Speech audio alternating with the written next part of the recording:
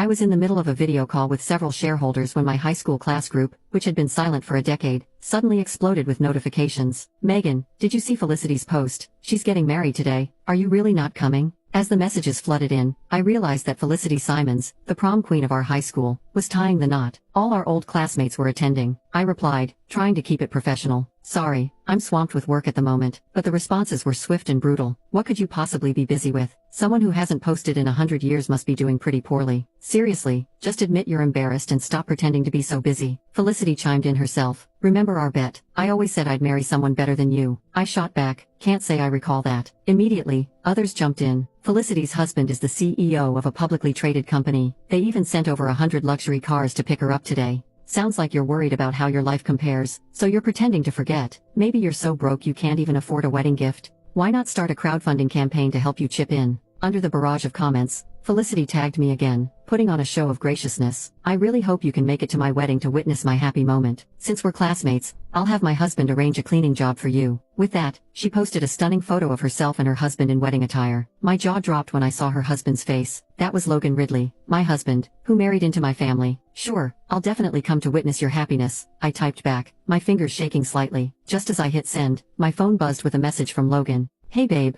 I'm heading back to my hometown to see my parents today. I've already prepped dinner and left it in the fridge for you. Just heat it up when you're ready. Love you always. Logan had moved in with me 3 years ago, always looking out for me and taking care of everything. Even when he stepped out, he never forgot to prepare for my daily needs. I used to be touched by his thoughtful gestures, but now, all I felt was a sense of absurdity. I abruptly ended the video call and drove to the address Felicity had shared in the group. As I approached her home, I spotted a massive red banner hanging over the entrance, warmly welcoming Mr. Ridley, president of All Grand Group, to the wedding. Beneath the banner stood Felicity, resplendent in a snow-white couture wedding gown, eagerly awaiting her groom. A crowd of our high school classmates surrounded her, buzzing with excitement. Felicity, you really kept this under wraps. We had no idea you were marrying the CEO of All Grand Group. Seriously, Mr. Ridley is a well-known entrepreneur. You've hit the jackpot. Felicity, you're about to be a high society lady. Don't forget about us little people. Even our high school teacher, Amanda Lane, was there, fawning over Felicity. Felicity, the first time I laid eyes on you, I knew you were destined for greatness. That's why I never scolded you for your grades.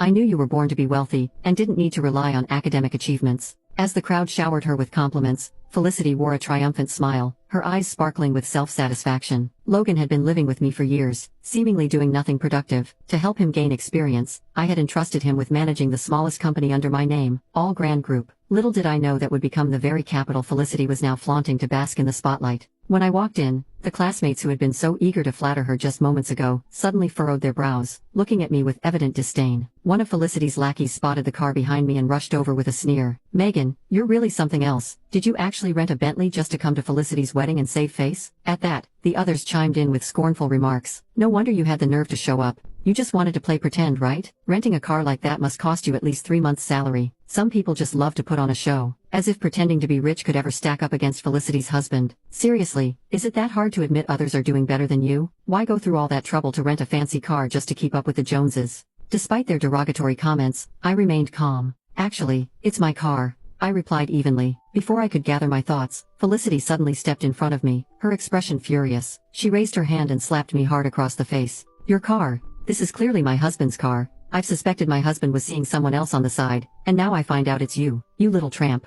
You shameless gold digger, how dare you show up at my wedding, driving my husband's car to taunt me, the legitimate wife. Felicity's words left everyone around us wide-eyed and in disbelief. Felicity, is that car really your husband's? No way, one classmate exclaimed incredulous. Felicity puffed up with pride, her chin held high. Of course it's real, why would I lie? With that she pulled out her phone and started scrolling through photos of her and Logan. There were shots of them snuggled up in the car and others of them lounging on the hood, looking cozy and intimate. The details inside the car and the license plate were unmistakably clear. The crowd gasped collectively. Holy crap, it really is Felicity's husband's car. That means Megan must be the other woman. Felicity's expression twisted into a scowl, her eyebrows knitting together in anger. No wonder you've been so quiet all these years. Turns out you've just been playing the side chick. The crowd turned their eyes to me, their expressions a mix of shock and disdain. I can't believe it. Megan looks so put together, yet she's been sneaking around as someone's mistress, right? I used to think she was this cool, aloof straight-A student. I even wrote her a love letter back in high school. Now it feels gross just thinking about it. Some people act all innocent on the outside, but behind closed doors, they're a whole different story. The moment they see a wealthy guy, they're practically begging for attention. Look at her flaunting the sugar daddy's car right in front of the real wife. She must be jealous of Felicity getting married, and is trying to ruin the wedding. Even Amanda looked at me with contempt, her voice dripping with disdain. Megan, when you're out in public, please don't mention that you were my student. I never taught anyone with such a lack of morals. The crowd's chatter turned into a frenzy, drawing in onlookers who pointed fingers and whispered. Some even took out their phones to record, while others spat in my direction. In a fit of anger, I ripped off my designer coat, which was worth tens of thousands of dollars, and tossed it into a nearby trash can. I turned to face Felicity, my voice steady and fierce. You should really ask Logan who the real mistress is before you start throwing accusations around. Once I finished, Felicity slapped me hard across the face. Do you really need to ask? Today is my wedding day with Logan. Can't you see that? She pointed angrily at my car, her voice rising. I absolutely despise mistresses. All of them deserve to be punished. With that, she pulled out a key and scratched the words, "Mistress, die," across my car's paint. I glanced at the glaring letters, a chill running down my spine. You'll soon realize just how ironic those words are. Felicity's anger boiled over. You shameless hussy. You're stealing my husband and then mocking me. Just thinking about my husband's car being driven by a skank like you makes me sick.